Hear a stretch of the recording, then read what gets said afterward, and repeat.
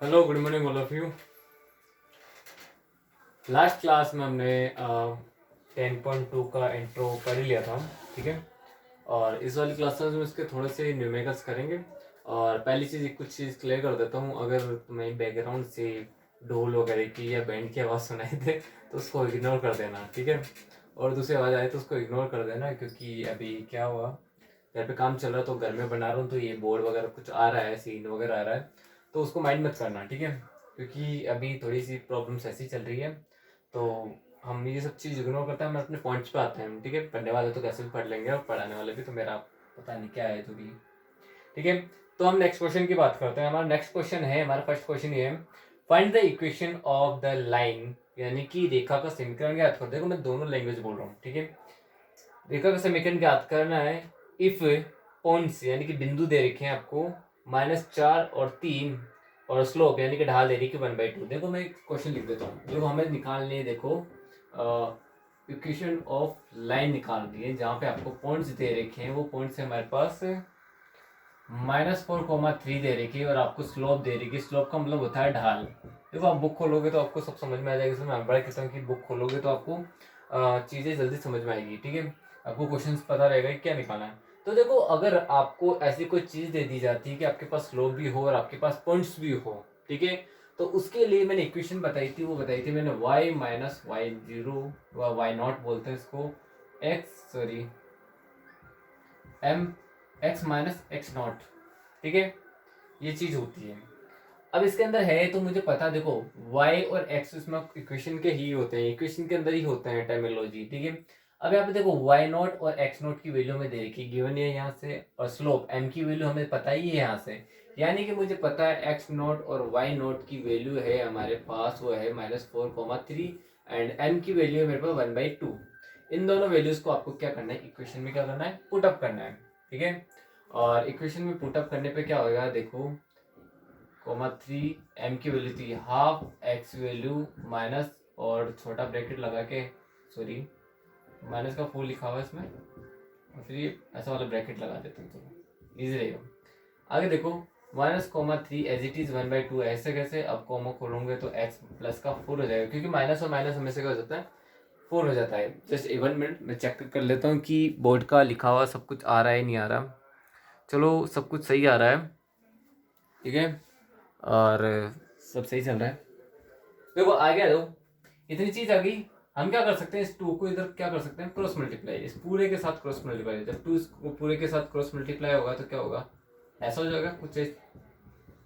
Clear है, आपको सीधी सीधी mathematic वाली चीज चल रही है, वो चलती जानी है। मल्टीप्लाई किया तो 2y माइनस का 6 इक्वल टू x प्लस के 4, ठीक है।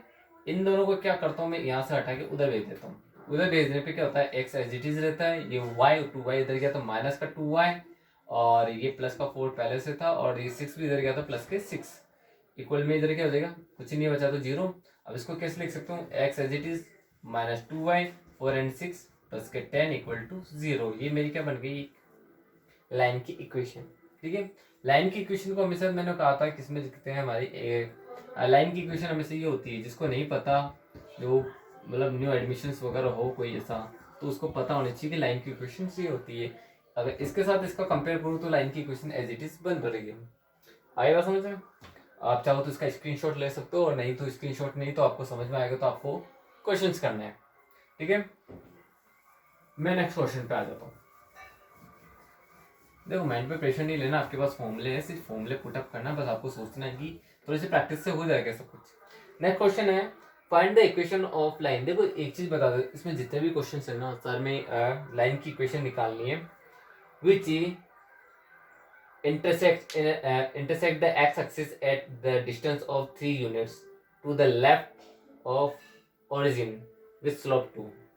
अब एक चीज सोचना, अगर इंटरसेक्ट कर रही एक्स एक्सिस को, अगर कोई चीज इंटरसेक्ट या कोई लाइन एक्सिस मतलब इंटरसेक्ट है, मान के चलो कि ये कोई एक्स एक्सिस होता है, मान के चलो, ठीक है। अगर इसको कोई लाइन इंटरसेक्ट करके जाएगी तो ऑब्वियसली इस पे जो भी पॉइंट्स आएगा वो ए होगा, और वाई का जो पॉइंट होगा वो कितना होगा, 0, क्योंकि एक्सिस पे वाई की वैल्यू कितनी होती है, 0 होती है। एंड अगली चीज ये बता रहा है कि हमारा जो कोऑर्डिनेट है, मान लेते ये मेरा कोई कोऑर्डिनेट मान लेते ये y है, ये प्लस का y माइनस का y, अभी कह रहे हैं इसके लेफ्ट में कट रही है, यानी कि इस साइड भी नहीं कर रही है, वो किस साइड कर रही है कट, इसको लेफ्ट साइड से कट करके जा रही है, यानी कि लेफ्ट साइड ही हो गया, यानी कि लेफ्ट साइड में ही मेरा देखो राइट साइड ये वाला होता है और लेफ्ट साइड ये वाला होता है, ठीक है। तो लेफ्ट साइड की बोल रहा है, जो लेफ्ट साइड पे इसको कट कर रही है, कितने पे कर रही है, 3 यूनिट्स पे कर रही है। तो यहाँ पे माइनस का 3 और वाई की वैल्यू 0। यहाँ से तो मुझे कोऑर्डिनेट मिल गई कि एक लाइन जा रही है जो हमारी एक्स एक्सिस को लेफ्ट साइड में 3 यूनिट पर कट कर रही है, जिसपे वाई की वैल्यू 0 हो जाती है, ठीक है। इतनी बात समझ में आई थी। Left of the origin with the slope 2, और जिसमें हमारे स्लोप दे दी ऑलरेडी, स्लोप दे दी हमारे 2, ठीक है। अब मुझे स्लोप दे दी, ये कोऑर्डिनेट दे दिया, तो ऑब्वियसली मेरे को निकालने में कितना जोर आता है भाई। जब मेरे को अभी जो पहला वाला क्वेश्चन किया था एज अ सिमिलर वही क्वेश्चन है जिसमें हमें कोऑर्डिनेट मिल चुके हैं और स्लोप यानी कि ढाल मिल चुकी है। तो फॉर्मूला अपना वही होता है y minus Y not equal to X, sorry m x minus X not है, ठीक है।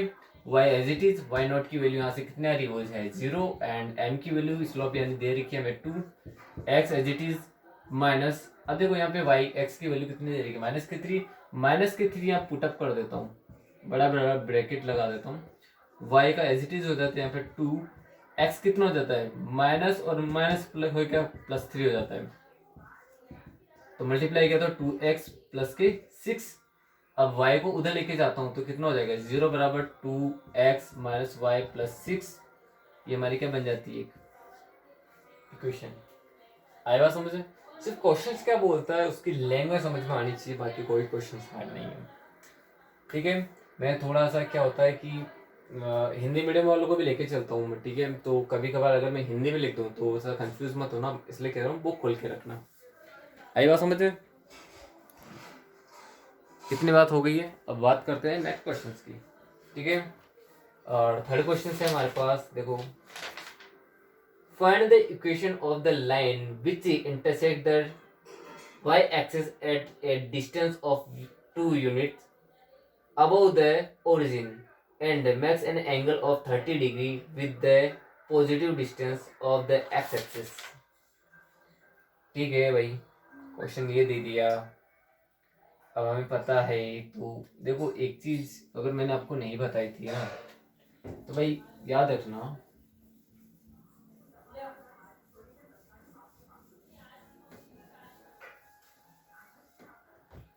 याद रखना लाइन की इक्वेशन ये लिखी है मैंने एम एक्स प्लस सी, ठीक है। इसमें तो ये एम तो हमारा होता है हमेशा स्लोप, या उसको हिंदी में बोलते हैं ढाल। ये वाई एक्स, सॉरी ये सी जो होता है ना, ये वाई एक्सिस का इंटरसेक्ट होता है, ठीक है। इंटरसेक्ट होता है यानी कि y अक्ष पर अंतखंड, ठीक है। ये बात याद रखना।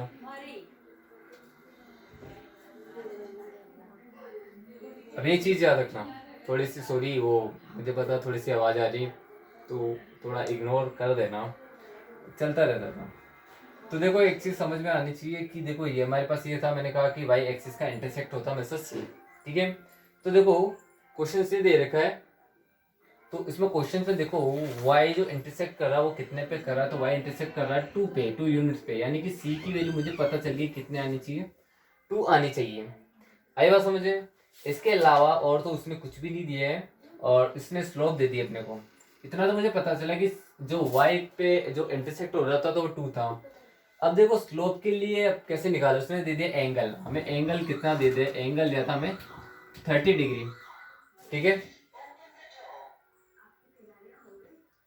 देखो आज थोड़ी सी ज़्यादा ही आवाज़ें हो रही है, अब फैमिली वाले भी ऐसे ही काम करते हैं, हम क्या बताऊँ उनको, जब चल रहा है वीडियो उसके बाद भी ये ऐसा सोचते हैं। तो देखो एंगल निकालते तो मैंने कहा था स्लोप के लिए आता है टेन थीटा, ठीक है। हमने पिछली बार भी हमने इसे निकाला, तो देखो टेन थीटा पे रखूंगा, अगर 1030 रख देता तो 1030 की वैल्यू आती है हमारे पास 1√3। देखो मैंने पहले सोल्व करे के क्वेश्चन, ठीक है। तो देखो यहाँ पे c की वैल्यू पता आ गई, ये आ गई, तो अब ये इक्वेशन थी मेरी y, तो एज इट इज होता है m की वैल्यू मैंने निकाल दी 1√3, ठीक है। x एज इट इज, और c की वैल्यू मुझे पता है 2 पे कट किया था, इंटरसेक्ट किया था, तो ये आ जाएगी। यहाँ से इसको सोल्व कर लेते हैं, तो यहाँ से y सोल्व करते हैं तो क्या होता है x plus 2√3 upon √3 cross multiply करो तो √3y equal to x plus 2√3। अब इसको इधर भेज दोगे तो क्या हो जाएगा, एक्स प्लस 2 सॉरी माइनस में आएगा ना, y जाएगा पहले तो। अब प्लस के 2√3 इक्वल टू 0, ये मेरी क्या बन गई, इक्वेशन बन गई है। आया समझे। अब देखो क्या करूँगा, रात के टाइम ज़्यादा ही वीडियो बना रहा हूँ और ये दिक्कत आ रही है तो थोड़ा सा एडजस्ट कर लेना, ठीक है। इतने टाइम से मैं करके आ रहा हूँ तो आज तो आपको थोड़ा करना पड़ेगा, ठीक है। हो गया क्वेश्चंस, देखो वापस चीज़ें समझ लेना और स्क्रीनशॉट ले लेना, बेटर वही रहता है फटाफट करने के लिए, या फिर अगर पोज करके करना चाहो तो वो भी आपकी इच्छा है, ठीक है। देखो मैं फटाफट हर टाइप के क्वेश्चंस करवा रहा हूँ मैं, पूरे तो पॉसिबल नहीं है करवाने, लेकिन जितना पॉसिबल हो उतना करवा रहा हूँ। देखो क्वेश्चन सुनना, find the equation of line, हमेशा मैंने कहा था लाइन की इक्वेशन निकालनी होती है विच पासेस थ्रू द पॉइंट, यानी कि देखो हिंदी मीडियम वाले के लिए सब बोलता जाता हूँ कि आपको रेखा की समीकरण निकालनी है, जो रेखा आपके पास दो पॉइंट या दो बिंदु बोल देता हूँ, जो दो बिंदु है अपने पास उससे निकल रही है -1, 1 और दूसरा पॉइंट है हमारे पास